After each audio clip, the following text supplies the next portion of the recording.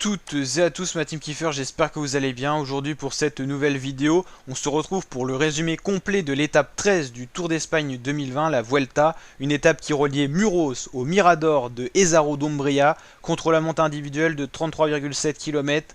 On est parti pour ce résumé complet. Je vous rappelle que la Vuelta, on l'a sur en intégralité sur ma chaîne YouTube. Donc n'hésitez pas à vous abonner et activer la petite cloche pour suivre tout au long de cette semaine, la dernière semaine de la Vuelta qui s'achève dimanche, je vous le rappelle. On suit tout sur ma chaîne YouTube.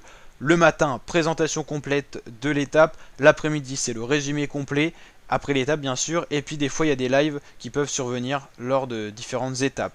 Le profil du contre-la-montre individuel, le voici. 33 km 7, tout plat dans la première partie. Et puis, l'arrivée au Mirador, 1 km 6 à 15% de moyenne avec des passages jusqu'à 22% de moyenne. C'est tout simplement extraordinaire. Ça a vraiment fait les dégâts et ça a vraiment fait la différence.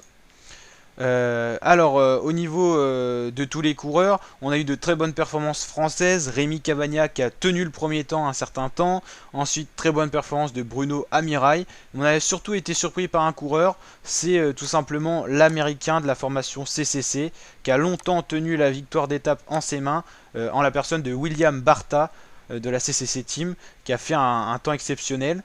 Nelson Oliveira, le Portugais, a fait un très bon temps, mais c'est au final pour les favoris que la balance a penché. Primoz Roglic, le Slovène, qui dans un premier temps rivalisait au pointage 1 et 2 avec Hugh Carty, qui a pris l'ascendant dans l'ascension finale et qui remporte cette étape et ce contre-la-montre.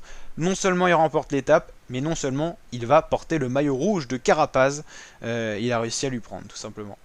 Donc le classement cette étape, Roglic gagne l'étape, remporte le rouge. William Barta, très bon temps, frôle la victoire d'étape pour seulement une seconde. Lui qui attendait cette victoire, hein. Il a été, comme le protocole l'indique, tout simplement assis devant la télévision en attendant, pourquoi pas, d'être sacré champion de cette étape. Ça n'a pas été le cas. Oliveira, le Portugais de la Movistar, fait 3. Hugh Carty fait 4, très bon temps pour lui également. Bruno Amirail, premier français, fait 5. Mattia Cataneo fait 6. Carapaz fait 7, il fait un très bon chrono, mais il perd 49 secondes sur Roglic, donc 39 au général, vu qu'il en possédait 10 d'avance aujourd'hui, au début de cette étape. Cavagna fait 8, De la Cruz fait 9, et Yasha Souterlin fait 10, le coureur allemand de la Sunweb. Au niveau des autres coureurs, Dan Martin fait un très bon temps, mais il n'a pas pu rivaliser avec les principaux favoris. C'est dommage pour lui. Et sinon Henrik Mas fait un bon temps. Champoussin, Clément Champoussin, très bon temps également, il rivalise avec les meilleurs. Donc voilà pour les principaux favoris. Au niveau du général, ça nous donne quoi? Ça nous donne Roglic en rouge avec 39 secondes d'avance sur l'équatorien Richard Carapaz. Hugh Carty britannique 3ème. Dan Martin 4ème, Henrik Mas 5ème, Woodpool 6ème, Félix Groschartner 7ème, Valverde 8ème, Vlasov 9ème et 10ème de la Cruz. En fait, il n'y a eu aucun changement quasiment, à part Roglic qui passe maillot rouge et Carapaz qui passe 2ème.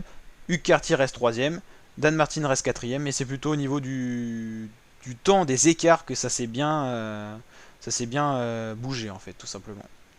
Hugh Carty qui revient assez proche de Carapaz, il est seulement à 8 secondes, donc il va tout tenter pour aller chercher ce top 2. La première place, ça va être complètement difficile à aborder, hein.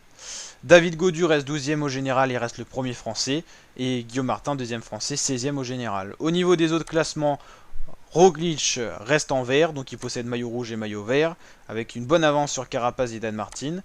Meilleur grimpeur, c'est Guillaume Martin, qui va conserver ce maillot, c'est sûr. Pour lui, il faut juste qu'il arrive à Madrid, à l'arrivée, sans chute, sans abandon.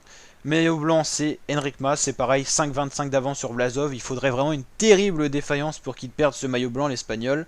Et la meilleure équipe, c'est la Movistar, devant la Jumbo, mais là l'écart est assez court, 3 minutes 50, tout peut encore arriver.